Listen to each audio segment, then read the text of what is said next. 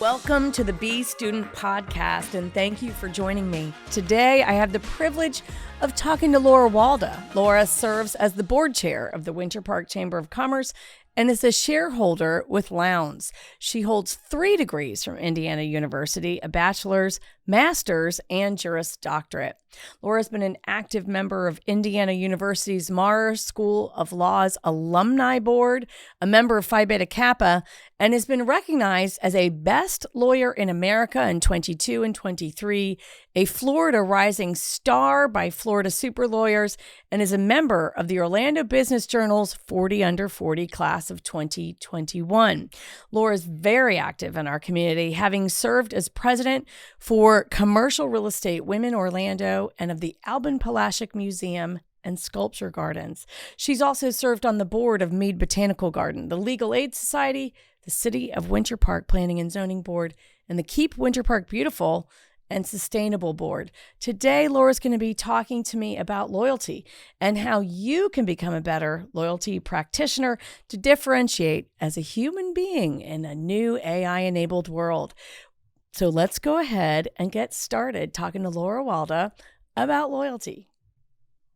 Today, it's a privilege to welcome Laura Walda from the Lowndes law firm. Laura, thank you for being with us today. Oh, thank you so much for having me. Well, we shared a lot about Laura in the beginning, but what we didn't share is that Laura has become a great friend to me and ally to me this year as we've led the Chamber of Commerce together with Laura in the seat of chair of our board. And as I've watched you work this year, it's become very clear to me that you're a master practitioner at loyalty.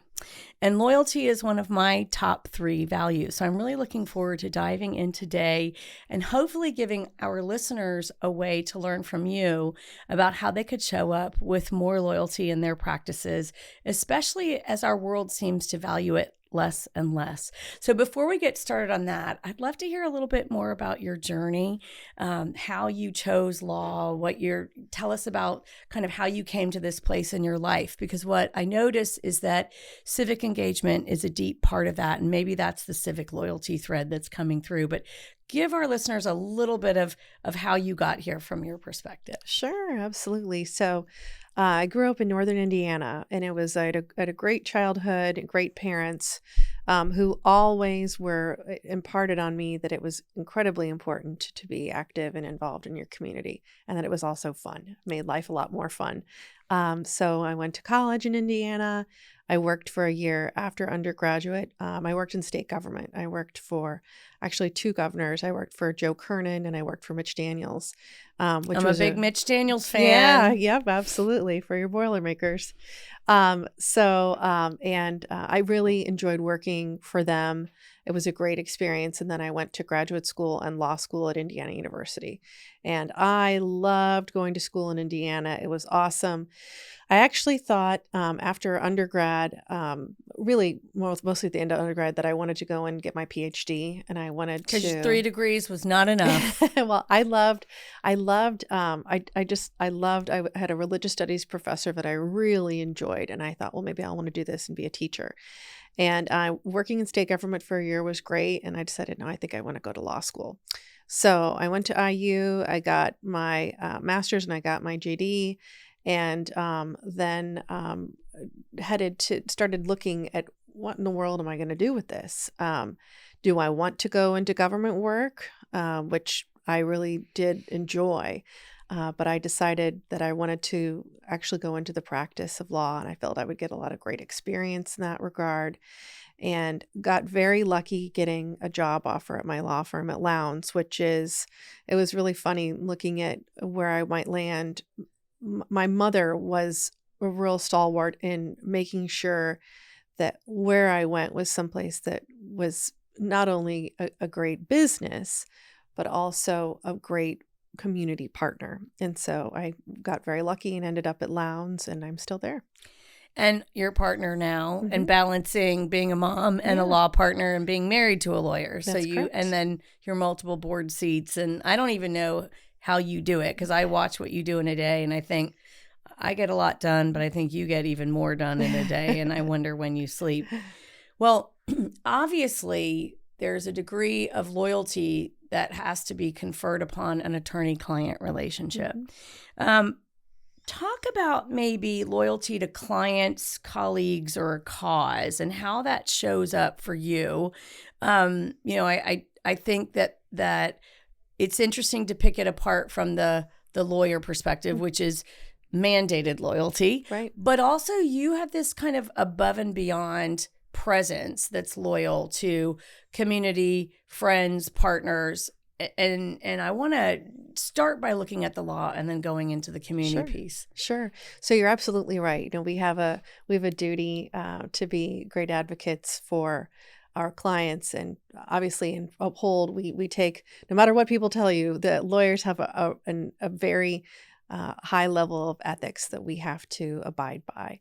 But when when you first meet a potential client and they become your client, you want them, it's really important for me as a practitioner to be able to give them the best counsel and do the best work if we are both completely and utterly open with each other about risk, about what's real, what the facts are, about where they want to go, what they really want to accomplish.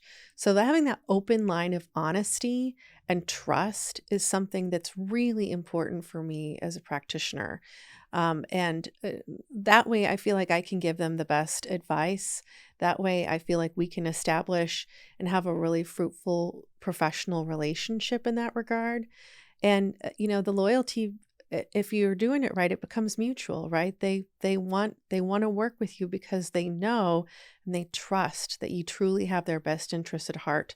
It's awfully easy for, and you see other people do it. It's awfully easy to say, let's do some more work here because I work up in the billable hour. I could charge you more and send you a bigger bill, but that doesn't mean that it's going to be the best for the client in the long run. And that's my job, is to make sure. And not all lawyers see it that way. And I think that's one of the ways your loyalty comes through is that you are precious with your client's time and resources. Absolutely. It is really very, very important to be able to give that kind of guidance. Like, hey, I know this seems like a great idea, but let's go this more simple route. It's going to be the better route for you. So in a way, you're more loyal to them than they are to themselves sometimes. I think that's a lawyer's job, is to save you from yourself. That's right. Sometimes. Yes. Right? 100%. Let's not touch that hot stove. Yeah. Thank you very much. I think a good lawyer does that, right? I think that's definitely something that I've seen you do. Yep. So can you talk about a time through the lens of any of this, law, community, family, your personal experience,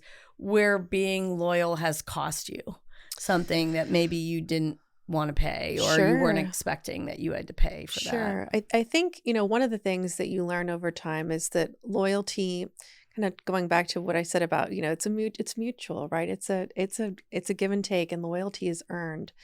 And I'm really a cup is half full kind of a person. I tend to approach everybody with that kind of a lens. Like I don't go in with the lens of caution. I go in with, I want it to be a positive encounter. And I want to start off by believing the other person wants the relationship to work as much as I do.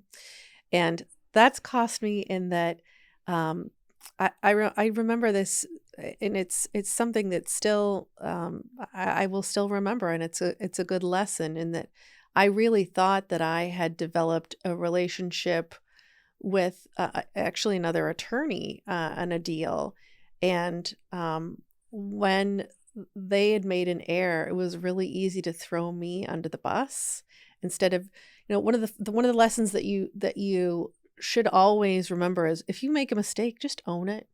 That's the best way. Honesty is no doubling down. Let's just own it and move on. Move on. And everybody makes mistakes, and that's okay. And it's okay to be a human being. But I'll never remember. I thought this person. There's a saying that we have in Crew. It is, I've got your back. I want to talk about that. Crew is Commercial Real Estate Women. And the Central Florida chapter, you have served as chair of that board as well. Correct. That's one of the things I wanted to look at today is this idea of I've got your back. Tell us a little bit more of what I've got your back means to you. Yeah, absolutely. I think one of my mentors at the law firm, her name is Jackie Bizzuto. She's really been a person that's really imparted that to me. And that is, whatever it is, even when times are rough or you're dealing with something that is difficult. It's you aren't somebody's friend, mentor, or partner in times that are only sunshine and rainbows, right? I've got your back whenever. And when things are difficult, I'll be there for you because I believe in you. I trust you.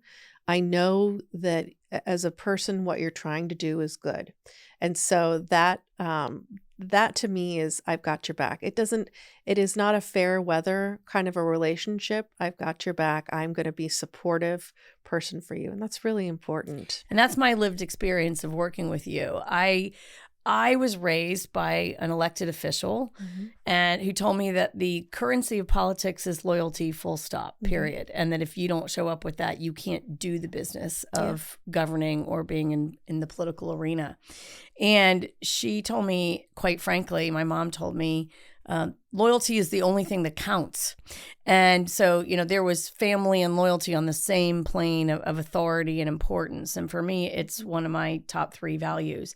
And when I think about that, I've got your back and my lived experience of I've got your back. And I think about the fact that you're a female attorney.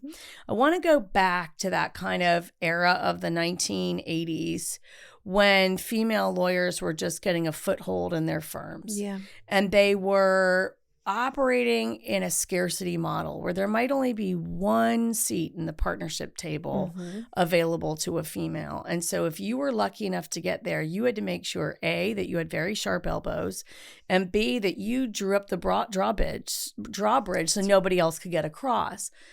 Some of that still remains in some systems that I experience. A lot of it has gotten better because the more women that have tables that they lead, the more seats we can make at those tables, and the less we have to operate like that.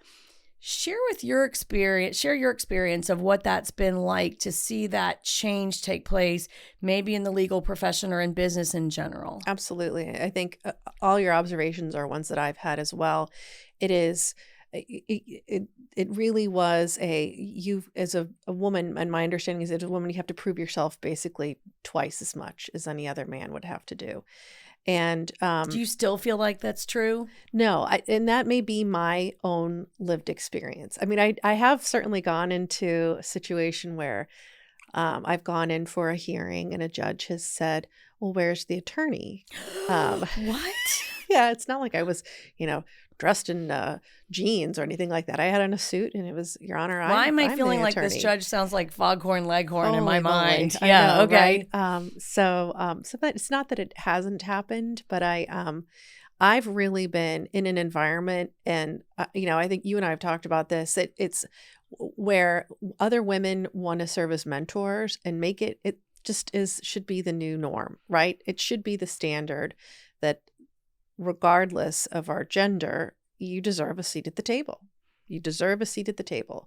And so we've got, I think one of the great ways to show loyalty, regardless of what profession you're in, is having some sort of a mentorship relationship. And for me, with other women at Lowndes, that has been an extraordinary asset in my career and in my life, and learning how to navigate kind of all of the things that come at you in the world just as you progress in your career and your family life, regardless of what that is. And I know you lead your firm in tackling kind of future of work issues for how Lowndes is going to be adapting to new models of how people perceive work and how we drive value for men and women who want to focus on a work-life balance and make sure their family is something that they're able to prioritize. Yep. Tell us about how you've been approaching some of those things, because I know that there was this, and this is what we're seeing all around, is these hierarchical systems that we could always rely on in the big 4 accounting firms and law firms, architecture firms, professional services of all kinds. We built this partnership model expecting you to stay with that firm for your entire life. And so there was something in it for you if you did forestall the beginning of a family or a focus on the family. There was something in it for you to know that if you did this, you're going to move to the next level. We hear that younger people entering the workforce don't care about those types of hierarchies. They don't really want to be loyal to one company for their or they've entire... seen their parents get laid off 3 times, right? So tell me how you guys are approaching, and I don't want you to give away industry secrets, obviously, but what how are you all approaching some of that, where you say, we really don't want to miss the talent that comes from having a female attorney? For me, I like to be advised by men and women because it gives me a more complete picture of what I'm dealing with. There's a real value to having women attorneys advising men, because then you've got your risk appetites covered across the board.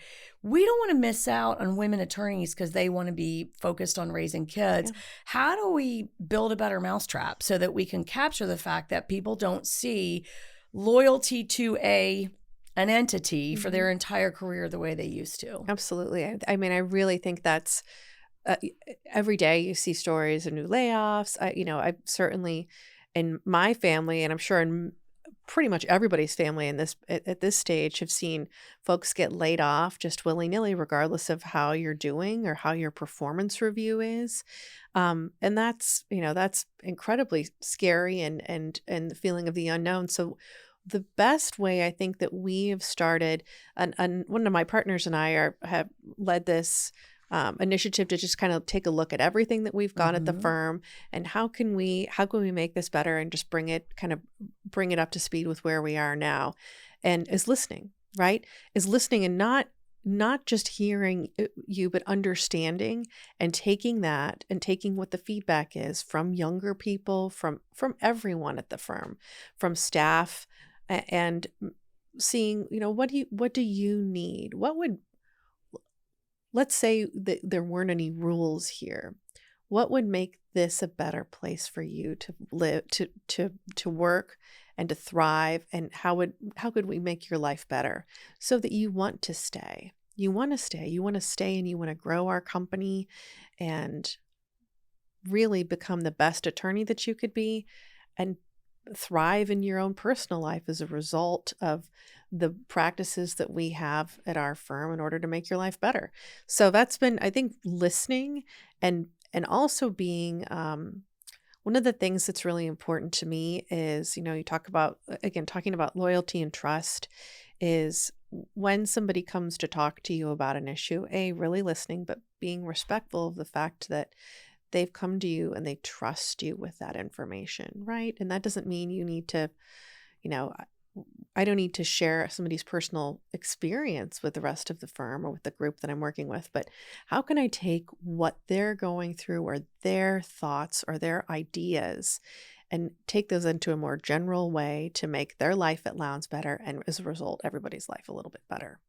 So I don't think what we're doing, you talk about trade secrets, it's nothing that's really remarkably brilliant or new. It's just giving an opportunity for people to give their feedback, listening to it, that's for sure, and then going ahead and implementing it, and having leadership that believes in it, right? You as a leader of the chamber exemplify that. You have to lead from the top down. So you need to make sure that everybody knows that you're doing something not only because it's good for them, but you believe that it's good as well. Well, and as you're talking about trust and loyalty, I'm thinking about ChatGPT. And I'm thinking that if I ask ChatGPT the same exact question twice, I'm going to get 2 different answers. Sure. So that's disloyal. And then the problem is it's also going to hallucinate, so I can't trust it. So we're hearing all the time about how AI is going to transform, and it has transformed the way I work. I can get to an answer quicker. I can get to data quicker. I can get to something polished in an email or writing quicker. I love it. However, if I don't provide myself as a chaperone to that process, I could end up exposing my organization and myself to risk. I could have my own integrity disrupted and challenged, and I can have the trust that people have in me broken because of statements I've relied on by that piece of technology. So we're really focused on how do we show up as people now that this powerful tool is helping us supersize everything. But it cannot be without a babysitter, without a chaperone, right?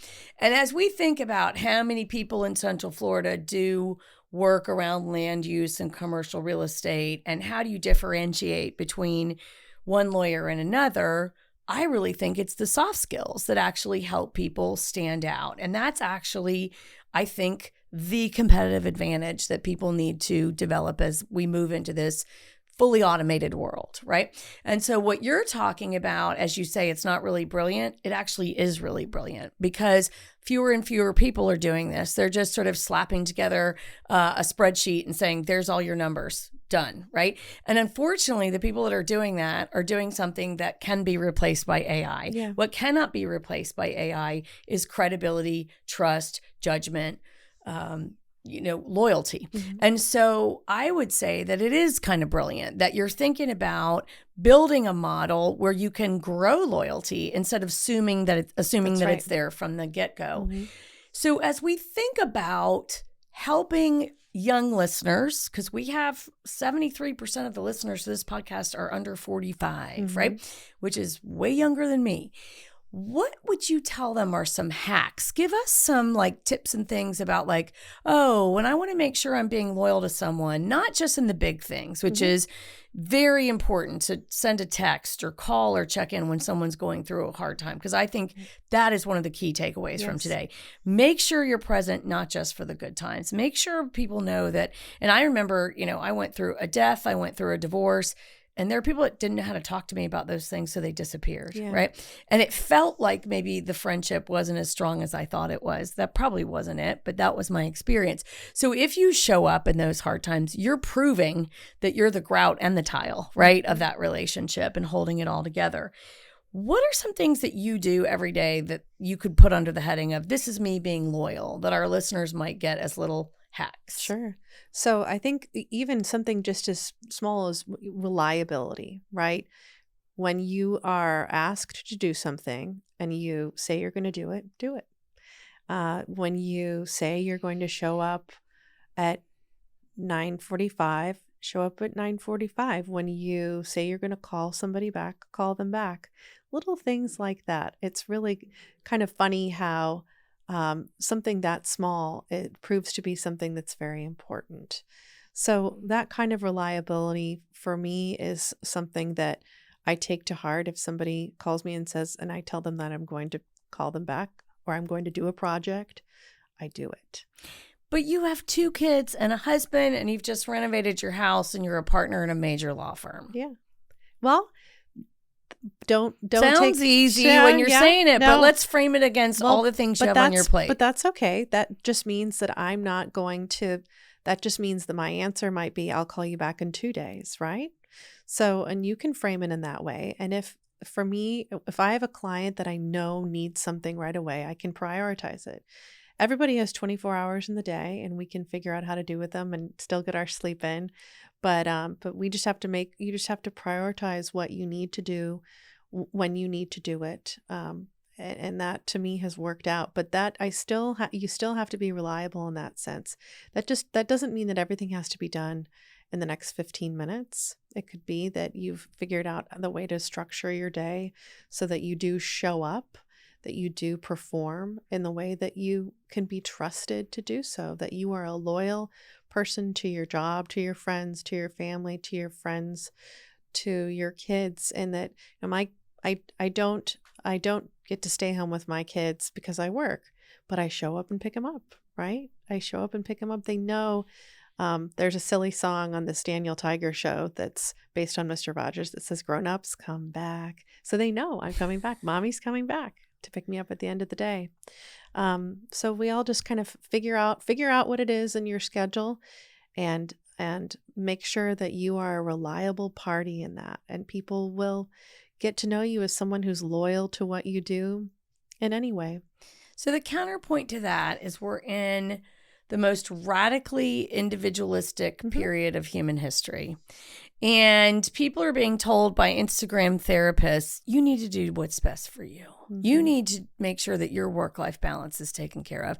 You need to put your own oxygen mask on first. Mm-hmm. You need to make sure that you're doing only what works for you. Mm-hmm. And what you're talking about is not that.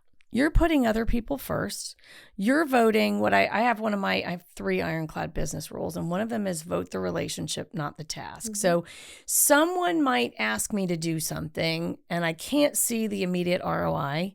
I can't see the immediate business link, but I have a relationship with that person where we're both exchanging loyalty over a period of time. That's right. So if they ask me and I know that they respect me to come wash their car on Saturday, I'm going to do it because I want to show up with loyalty and I want to be that reliable person, right? And I'm very much, if I say I'm going to do it, it's going to happen. It may take me 2 more days to do it, like you say, because I feel increasingly I have less and less time.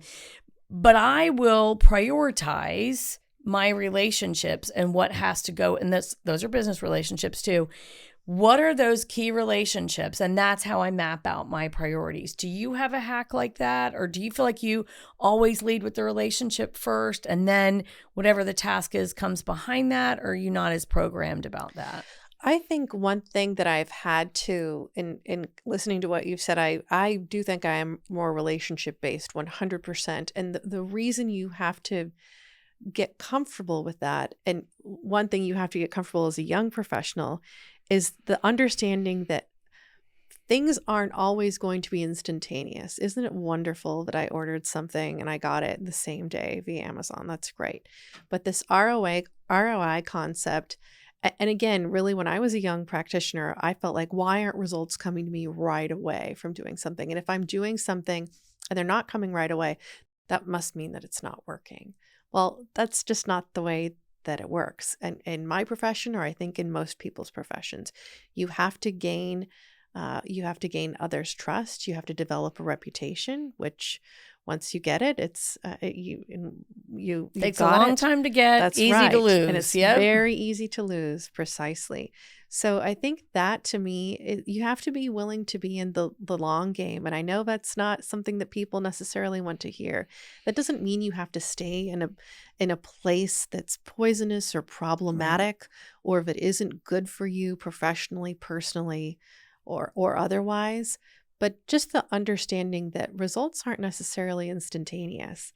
And results may vary. Results may vary. That's right. But in the long run, the relationship, let's say, I meet somebody and they are a developer and they have some really great projects. What's the worst that can come with it? Well, maybe I just made a new friendship. I didn't get business.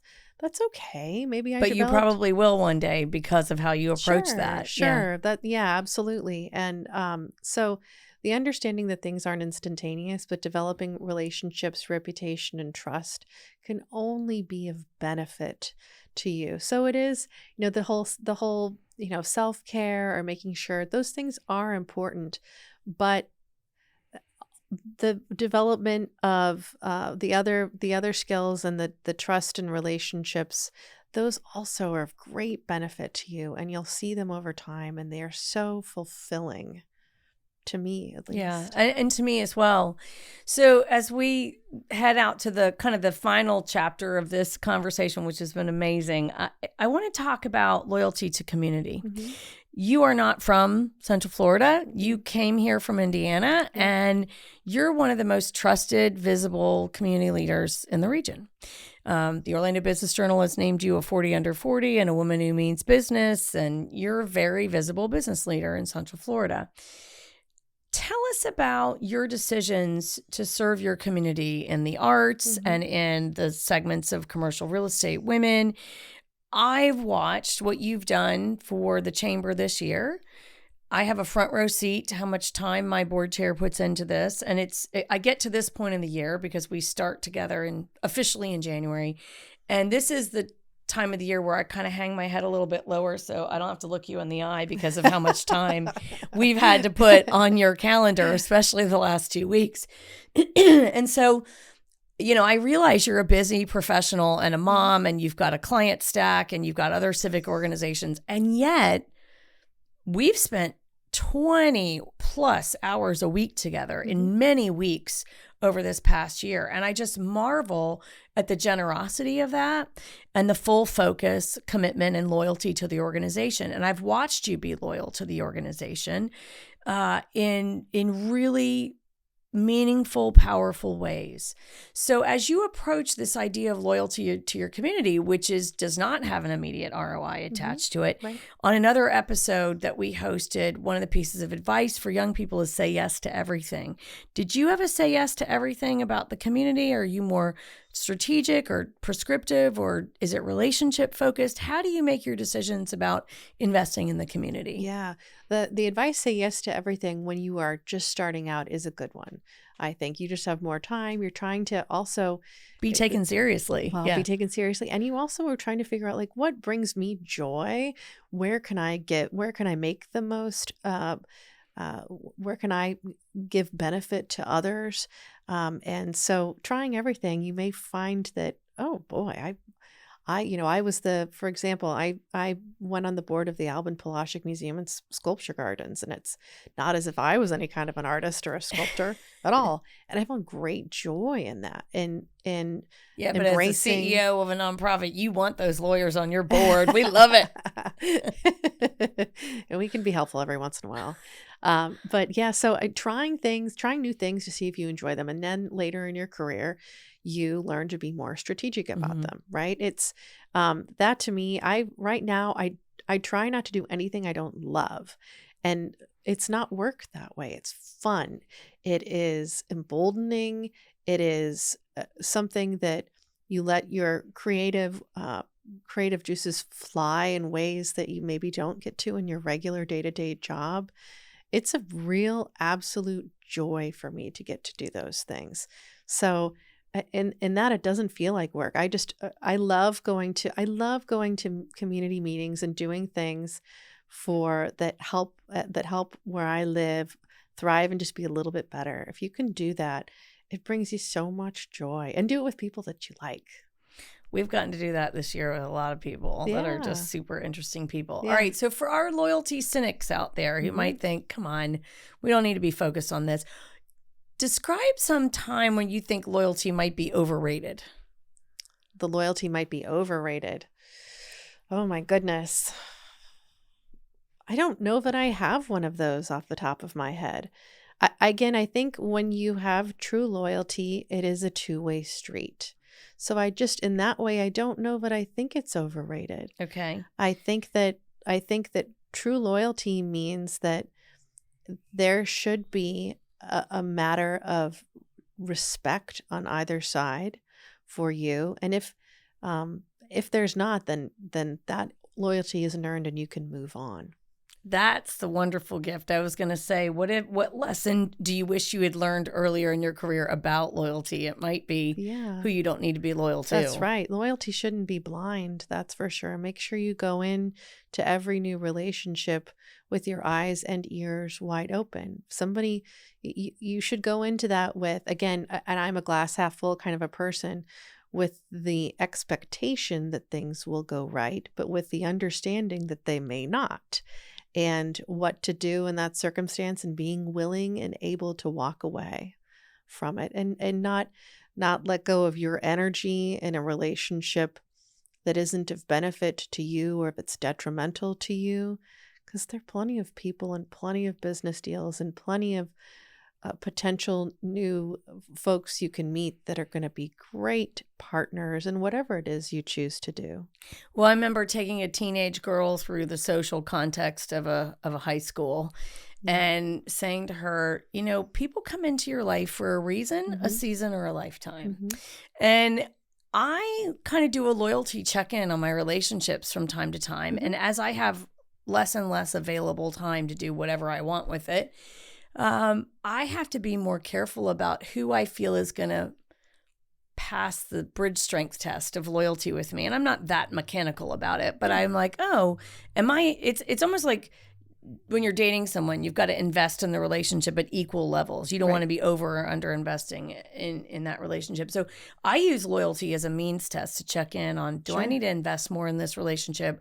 Or do you do that sometimes, or not that? Yeah, absolutely. Absolutely. I think that, you don't have to, you don't have to talk to somebody every day in order to maintain that kind of a relationship. But I have a really good friend, one of my best friends from college, who's in Dublin right now. She and her husband live there. So as a consequence, we don't get to talk very often. But you're going to have to go visit her, obviously. Absolutely. You better believe I got my 3 and 4-year-old passports so we could do that. I love it. But that doesn't mean, but exactly, you check in and you can determine pretty darn quickly where you are with each other, if that relationship remains in the place where maybe not, it hasn't always been, but it's evolved in a way that continues to be of great benefit to you both, and that loyalty exists. So I think I might know how you answer this, but I wanted to end on kind of a final question, which is, who do you feel like has been most loyal to you in your career? Well, I don't know if this would be the answer you're expecting, but my husband. It was for sure. I was expecting. So, we got together when we were an undergraduate, went to law school together, and we've been married for 16 and a half years. And we have 2 little kids. And understanding the other person and letting them grow and evolve as a person and being supportive of that is the number one thing you can do for another, knowing he's always got my back. Shout out to David Meek, because I get to see that. David handles a lot of stuff so that you can be available to do free work for the chamber about 20 hours a week. But so this has been a fantastic conversation. I really appreciate you coming on and exploring these themes. As you can see, Laura's a master practitioner of this. She's someone who fully understands it, but we want you as our listeners to get some inspiration from Laura's journey and some of her tips and success so that you can start thinking about loyalty, how it's showing up and informing your business decisions, how it's enabling you to show up with your humanity in a world more and more governed by AI and led by AI, how it can become a differentiator for you in prioritizing and executing. We want to thank our friend Laura Walda for being with us today. We hope that you will like, share, and subscribe to the Be Student podcast. Thanks for being with us today.